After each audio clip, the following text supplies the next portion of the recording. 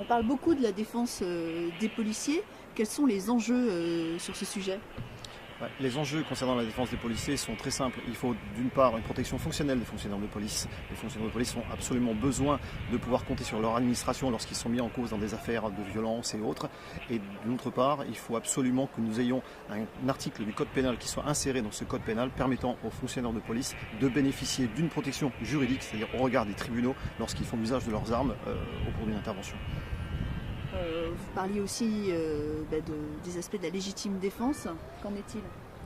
Au sujet de la légitime défense des policiers, c'est assez simple. Le fonctionnaire de police est tenu de réagir dans un temps très très court à une agression.